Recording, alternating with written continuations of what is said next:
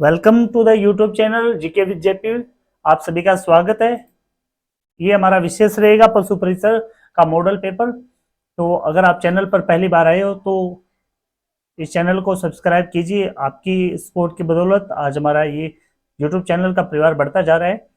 शुरुआत करते हैं बिना किसी देरी किए हुए। आज का ये पहला प्रश्न कि भारत के लगभग इस पूरी सीरीज के अंदर 50 क्वेश्चन रहेंगे राजस्थान जीके के, जो जो पशु परीक्षण भर्ती की दृष्टि से बहुत ही ज्यादा महत्वपूर्ण होने वाले हैं। शुरुआत करते हैं कि भारत के लगभग कितने प्रतिशत क्षेत्रफल में राजस्थान फैला हुआ है। तो संपूर्ण भारत का मात्र 10.4% क्षेत्र में राजस्थान है वो फैला हुआ है। प्रश्न नंबर 2 देखिए, अरावली पर्वतमाला के संबंध में निम्नलिखित में से कौन सा तथ्य सत्य है? कौन सा तथ्य वो सत्य है इसके अंदर? तो यहां पर देखिए आप, ये इसका निर्माण कैम्ब्रियन युग में हुआ था, नहीं हुआ था इसका। वर्तमान में यह विशिष्ट अवशिष्ट पर्वत के रूप में स्थित है, बिल्कुल सही है ये चीज। ये मुख्यतः अग्नेय चट्टानों से निर्मित है, ये गलत है इसका तथ्य। यह दक्षिणी पश्चिमी से उत्तर पूर्व दिशा में विस्तृत है, ये भी बिल्कुल सही है। तो यहाँ पर 2 नंबर और 4 नंबर ये बिल्कुल सही रहेंगे। प्रश्न नंबर 3 देखिए, राजस्थान के अरबुड़ा पर्वत के एक शिखर गुरु शिखर का नामांकन, अरबुड़ा नहीं ये आबू पर्वत है, आबू पर्वत का एक शिखर आता है गुरु शिखर। गुरु शिखर का नामांकन किसके नाम पर किया गया है? गुरु शिखर का नामांकन है ये किसके नाम पर किया गया है? ये दत्तात्रेय के नाम से किया गया। उत्तरेगा इसका सी। प्रश्न नंबर 4 देखिए, राजस्थान में नाहरगढ़ जैविक उद्यान का उद्घाटन वर्ष किया गया था। राजस्थान में नाहरगढ़ जैविक उद्यान जो जयपुर के अंदर है, इसका उद्घाटन कब किया गया था? कौन से वर्ष में किया गया था? 2016 में किया गया था।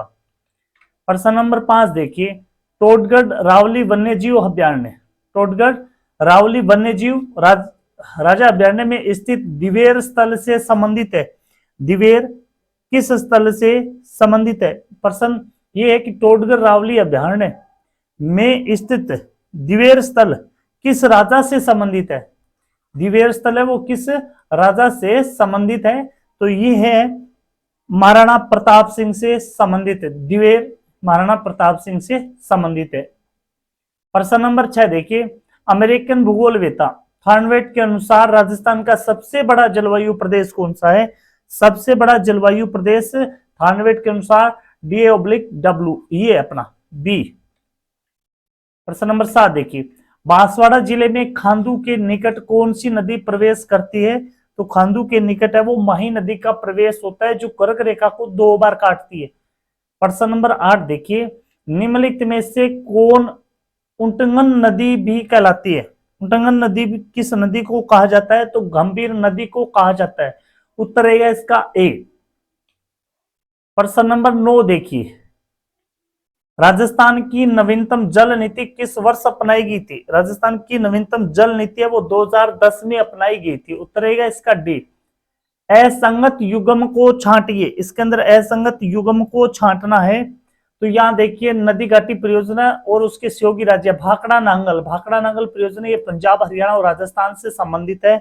चंदन परियोजना ये मध्य प्रदेश और राजस्थान से संबंधित है। व्यास परियोजना ये पंजाब राजस्थान हरियाणा से संबंधित है, उत्तर प्रदेश में इसका लेना देना नहीं है। माही बाजार सागर परियोजना गुजरात और राजस्थान से संबंधित है। उत्तर रहेगा इसका सी। प्रश्न नंबर 11 देखिए, 2011 की जनगणना के अनुसार राजस्थान की ग्रामीण जनसंख्या लगभग कितने प्रतिशत है? तो राजस्थान की लगभग 75.1% है ये ग्रामीण जनसंख्या है। प्रश्न नंबर 12 देखिए, राजस्थान की जनसंख्या का कितना प्रतिशत अपनी आजीविका के लिए कृषि और सहायक गतिविधियों पर निर्भर करते हैं? यानी प्राथमिक क्रियाकलाप में निर्भर करने वाले लोगों की संख्या है 62%, 62%। प्रश्न नंबर 13 देखिए, राजस्थान में किस वर्ष राज्य सड़क नीति की घोषणा की गई थी?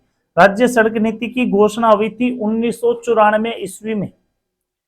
कौन सा असत्य है निम्न में से? कौन सा असत्य है पूछा गया। शुष्क खेती पश्चिमी राजस्थान में प्रचलित है, बिल्कुल सही। राजस्थान में जुमिंग खेती को वादरा कहते हैं, ये भी सही है। राजस्थान में आर्द्र खेती दक्षिण पूर्वी भाग में की जाती है, ये भी सही है। राजस्थान को 14 कृषि जलवायु प्रदेशों में बांटा गया, ये बिल्कुल गलत है। 5 कृषि जलवायु प्रदेशों में बांटा गया, यहाँ पर डी इसका उत्तर रहेगा। प्रश्न नंबर 15 देखिए, राजस्थान में ऑयल रिफाइनरी की स्थापना कहाँ की गई थी? ऑयल रिफाइनरी की स्थापना की गई थी बाड़मेर के अंदर।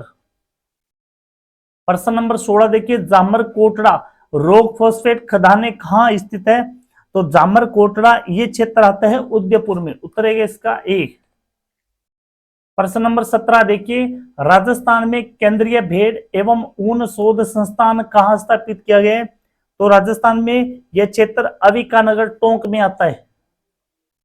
प्रश्न नंबर 18 देखिए, बसंतगढ़ का शिलालेख किस वंश से संबंधित है? बसंतगढ़ का शिलालेख है ये चावड़ा वंश से संबंधित है। प्रश्न नंबर 19 देखिए, धूलकोट कहाँ स्थित है? धूलकोट आहड़ सभ्यता को कहा जाता है। धूलकोट आहड़ सभ्यता को कहा जाता है। प्रश्न नंबर 20, निम्नलिखित विकल्पों में से कौन पानीपत की दूसरी लड़ाई में एक दूसरे के आमने सामने यानी प्रतिद्वंदी थे? तो पानीपत की दूसरी लड़ाई के अंदर अकबर और हेमू इन दोनों के मध्य युद्ध हुआ था। प्रश्न नंबर 21 देखिए,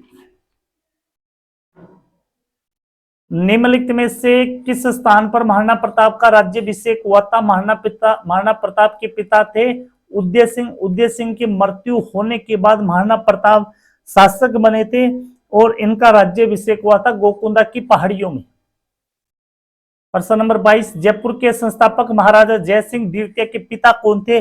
जयपुर की स्थापना करने वाले महाराजा जयसिंह के पिता का नाम था महाराजा बिशन सिंह। महाराजा बिशन सिंह।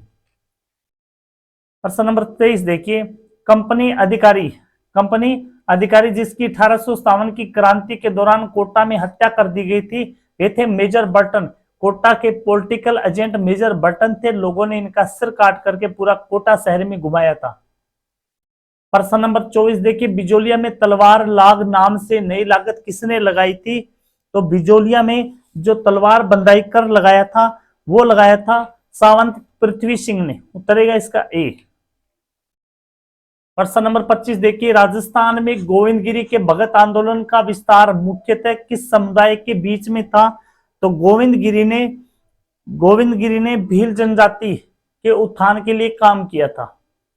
प्रश्न नंबर 26 देखिए, भरतपुर राज्य के स्वतंत्रता आंदोलन में निम्न में से कौन एक नेता थे? तो भरतपुर आंदोलन में जो थे किशनलाल जोशी प्रमुख नेता थे। प्रश्न नंबर 27, राजस्थान के एकीकरण के अंतिम चरण में कौन सा क्षेत्र सम्मिलित किया गया था? कौन सा क्षेत्र है वो अंतिम चरण में सम्मिलित किया गया था? तो अजमेर का मेरवाड़ा क्षेत्र। अजमेर का मेरवाड़ा क्षेत्र। प्रश्न नंबर 28 देखिए, निम्न में से किसे भूदान और कूपदान कार्यक्रमों में उनकी सक्रिय भागीदारी के कारण भारत सरकार ने 1956 में पद्म विभूषण से सम्मानित किया था? तो ये सम्मानित होने वाले थे जानकी देवी बजाज। जानकी देवी बजाज। प्रश्न नंबर 29 देखिए, मारवाड़ परगनारी विगत किसकी रचना है? मारवाड़ परगनारी विगत है ये मोहनोत नैंसी की रचना है। प्रश्न नंबर 30, वंश भास्कर का रचनाकार कौन था? वंश भास्कर के रचनाकार थे सूर्यमल जी मिश्रण, उत्तरेगा बी। 31, निम्नलिखित में से कौन राजस्थान के संत नहीं थे? निम्न में से ऐसे कौन व्यक्ति जो राजस्थान के संत नहीं थे? वो थे संत बसवेश्वर। 32 देखिए, मलिक शाह की मस्जिद कहाँ स्थित है? मलिक शाह की मस्जिद है वो राजस्थान के जालोर जिले में स्थित है। प्रश्न नंबर 33 देखिए, जिला जमेला पिपल पत्रा अंगोटिया किस अंग के आभूषण है? तो ये सभी है ये कान के आभूषण होते हैं, कान। 34, मारी बरसालेरी मुमल हालेनी ए आलिजे रे देश नामक लोकगीत किस क्षेत्र का है? तो मुमल का संबंध ये जैसलमेर से। मुमल का संबंध ये जैसलमेर से। प्रश्न नंबर 35 देखिए, वाद्य यंत्र टामक का संबंध क्षेत्र है? तो वाद्य यंत्र टामक है ये मेवात क्षेत्र का प्रसिद्ध है। 36 देखिए, त्रिपुरा सुंदरी देवी का मंदिर कहाँ स्थित है? त्रिपुरा सुंदरी देवी का मंदिर है वो बांसवाड़ा जिले में स्थित है। प्रश्न नंबर 37 देखिए, लोक देवता गोगा जी के थान सामान्यतः किस पेड़ के नीचे पाए जाते हैं? तो ये गोगा जी के थान है ये खेजड़ी वृक्ष के नीचे, उत्तरेगा ए इसका।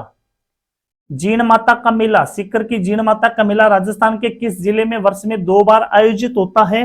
तो सीकर की जीण माता है तो वहां पर सीकर में 2 बार मेला आयोजित होता है।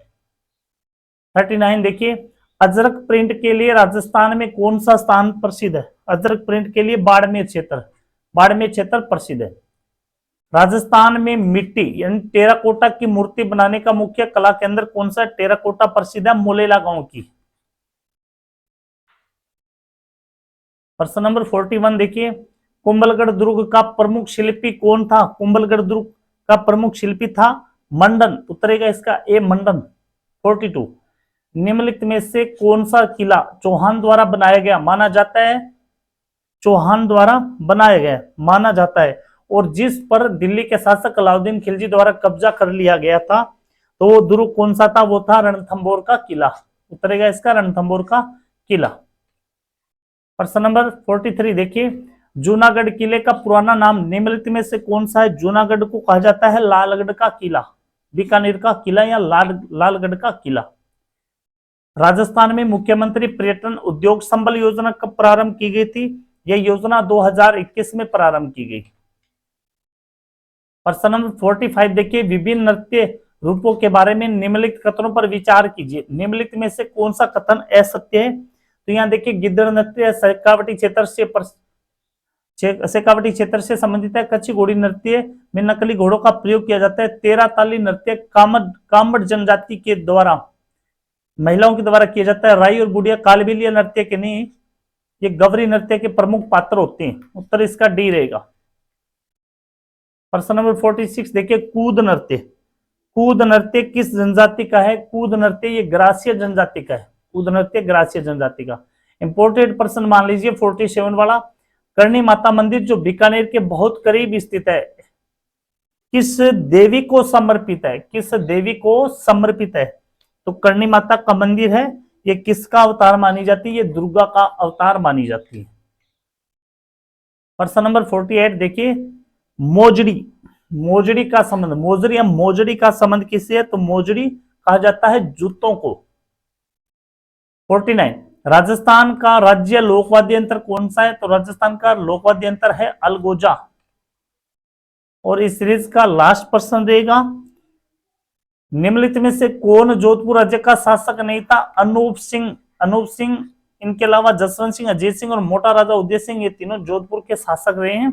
आज की सीरीज के 50% बहुत ही ज्यादा महत्वपूर्ण है। आराम से अच्छे तरीके से इनको समझिए। जय हिंद, जय भारत।